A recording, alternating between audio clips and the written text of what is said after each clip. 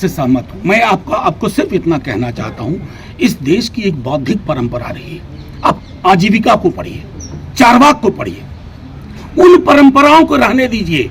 एक दल के रूप में फतेह बहादुर जी की हर बात का हम समर्थन नहीं करते हैं, लेकिन बौद्धिक परंपराओं को अगर नष्ट कर दीजिएगा ना, तो इस देश को गाजर मूली बना के हम रख देंगे।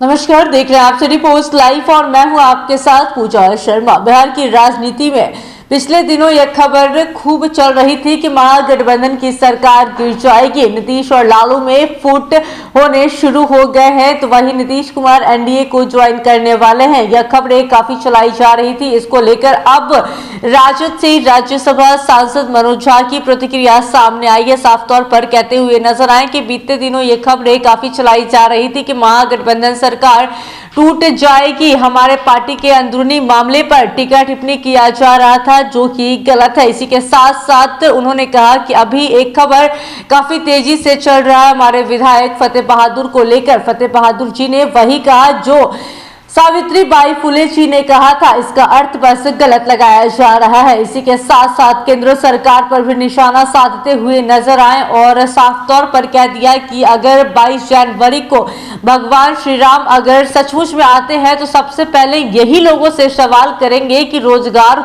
अभी तक युवाओं को क्यों नहीं दिया। इसी के साथ केंद्र सरकार पर निशाना साधते हुए क्या कुछ कहते हुए नजर आ रहे हैं सांसद मनोज झा, पहले आप वो सुने। क्योंकि हमारी प्रेस कॉन्फ्रेंस भाजपा की प्रेस कॉन्फ्रेंस की तरह नहीं होती है, जहां एक आलाप होता है, यहाँ अंतरालाप होगा।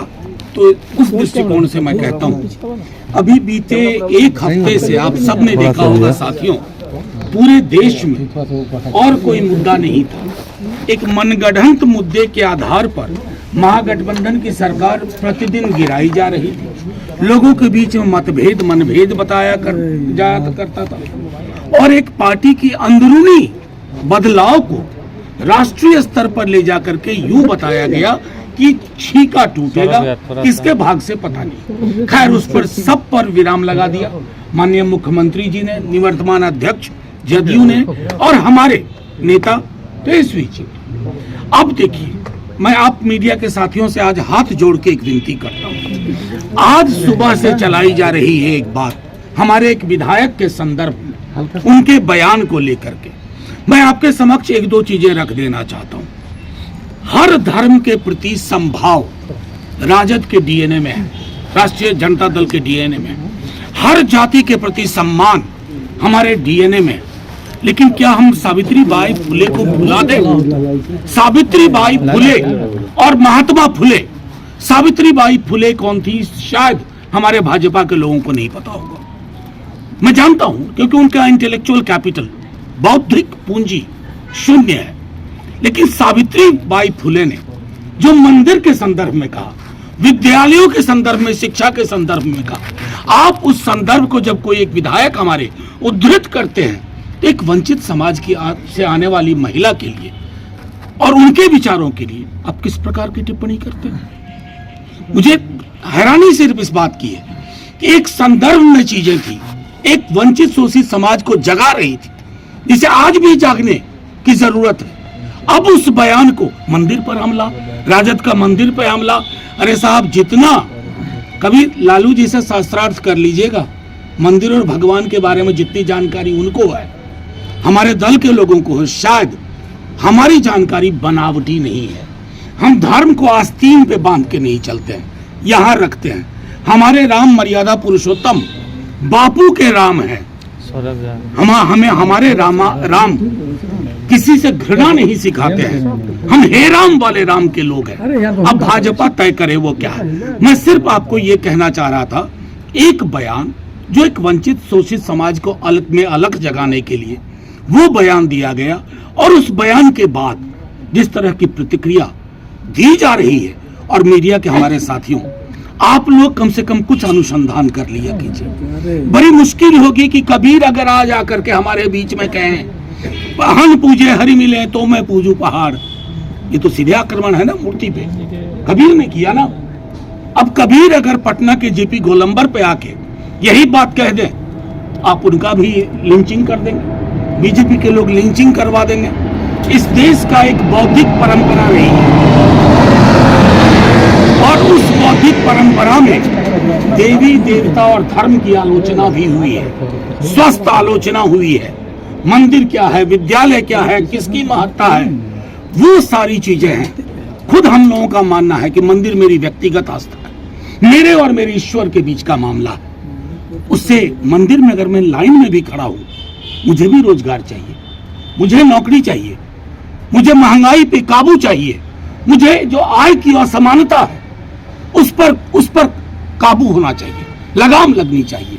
उन सवालों को अगर सावित्रीबाई फुले के माध्यम से कोई उद्धृत करता है, कहां का बना दिया आपने इस देश को।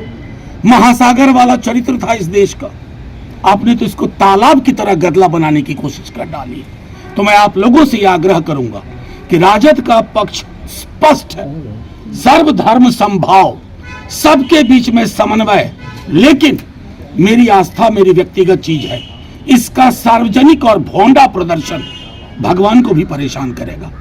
अगर मर्यादा पुरुषोत्तम सचमुच आज पृथ्वी पे आ जाए 22 तारीख के बाद, प्राण प्रतिष्ठा के बाद, 2-4 सवाल मोदी जी को ही पूछेंगे। मेरे युवाओं का रोजगार कहाँ है, देश में इतनी महंगाई क्यों है, लोगों के बीच में संपत्ति का बंटवारा इस तरह का क्यों है कि 5 समृद्धि के टापू के समक्ष सब लोग नतमस्तक है। ये मर्यादा पुरुषोत्तम भी पूछेंगे। लेकिन मर्यादा पुरुषोत्तम की उस छवि को मोदी जी समझते नहीं है, भाजपा के लोग नहीं समझते। आपसे आग्रह है, आप लोग संदेश को बीजेपी की ओर से उठाने से पूर्व एक बार अपने तई में उसकी व्याख्या कर लें, उसकी परीक्षा कर लें। नहीं तो वंचित शोषित समाज के लोगों ने जो लिखा, रायदास को क्या करेंगे आप, कबीर को क्या करेंगे, सावित्रीबाई फुले का क्या करेंगे, ज्योतिबा फुले का क्या करेंगे, बाबा साहब भीमराव अंबेडकर बोल के गए एनिहिलेशन ऑफ कास्ट, जाति का विनाश, उसका हम क्या करेंगे। और दूसरी छोड़िए, ज्यादा पीछे नहीं ले जाऊंगा, 4 दिन पूर्व असम के सीएम हिमंता बिस्वा शर्मा ने अपने आधिकारिक ट्विटर हैंडल पे लिखा कि शूद्रों का काम है बाकी के वर्णों की सेवा करना। ये हिंदुस्तान है आधुनिक, भारतवर्ष संविधान से चलने वाला। मुझे दुख हुआ कि मीडिया के एक बड़े वर्ग ने इसको चलाया ही नहीं। तो ये जो है ना, ये लेवल प्लेइंग फील्ड नहीं है।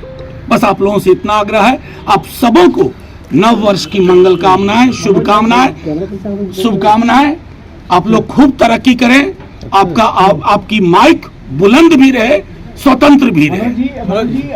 जदयू के मुख्य प्रवक्ता है नीरज कुमार, उन्होंने फतेह बहादुर सिंह को कायर बहादुर सिंह कहा है और उन्होंने ये भी कहा है कि आप अगर ऐसा बयान दे रहे हैं तो याद रखिए जनता भूलेगी नहीं। नहीं, देखिए, मैं आप अभी मैंने बात अपनी रख दी ना, नीरज जी भी इसको सुनेंगे, हमारा पक्ष स्पष्ट हो जाएगा।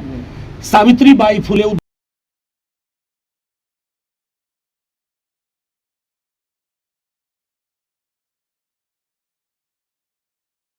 तो मैं क्या कहूँ, एक बार सावित्रीबाई फुले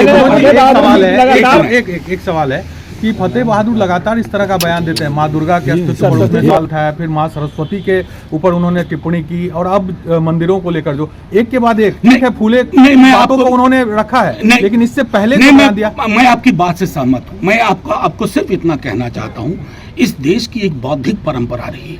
आप आजीविका को पढ़िए, चारवाक को पढ़िए, उन परंपराओं को रहने दीजिए।